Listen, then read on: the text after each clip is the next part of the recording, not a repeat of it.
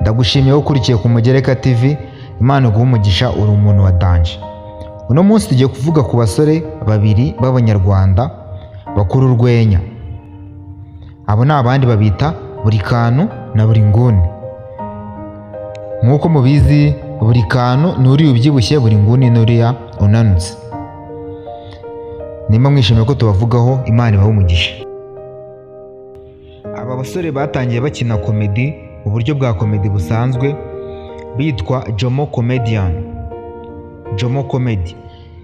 So nyuma nibwo baje kugenda bahindura amazina, biyita Buri Nguni, Buri Kantu, Buri Diru, Buri Cyana, ni benshi cyane, na Buri Nkingi, ni benshi, ni genge yabo, nahita nka genge. Ariko abantu bamenyekanye cyane ni Buri Kantu na Buri Nguni. Buri Kantu ari nawe uriya ubyibushye mubona, Buri Kantu iwabo ni mu Ruhango. Buri Kantu we yari yashatse nyine gukora urwenya nyine, kuko ni ibintu byari bimurimo, no gukora ubuhanzi, akaba umuhanzi w'indirimbo akaririmba.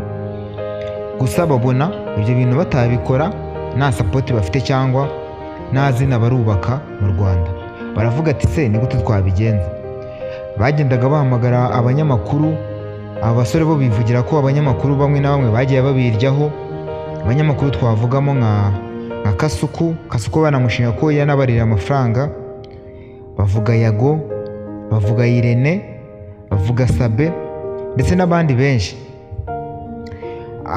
Aba banyamakuru, aba basore bamaze kumenyekana, aba basore bagiye babagarukaho bakavuga ati twagiye gusaba interview, uyu munyamakuru uyu n'uyu arayitwima, uyu yaturiye amafaranga. Bagenda babavuga nyine mu mazina, aho baje no gukora indirimbo yitwa Ndakabye, aho baba bari kugenda bavuga abanyamakuru babiriyeho, none bakaba bageze kuri urwo rwego bari bamaze kugeraho. Uyu rero Buri Kantu yaje gusaba Buri Nguni ko yava mu Ruhango, Buri Kantu wo mu Ruhango yava mu Ruhango akaza kureba Buri Nguni i Kigali. Buri Nguni aramwemerera, amujyana iwabo. Kuri icyo gihe Buri Nguni yabaga iwabo, amujyana iwabo, ariko iwabo batabizi, aho yaje kuhamara nk'amezi nk'abiri. Uyu muhungu Buri Kantu we avuga ko uyu Buri Nguni ari nawe yamukodeshereje inzu ubwa mbere na mbere ajya kuba mu nzu ubwe, ni Buri Nguni yayikodesheje.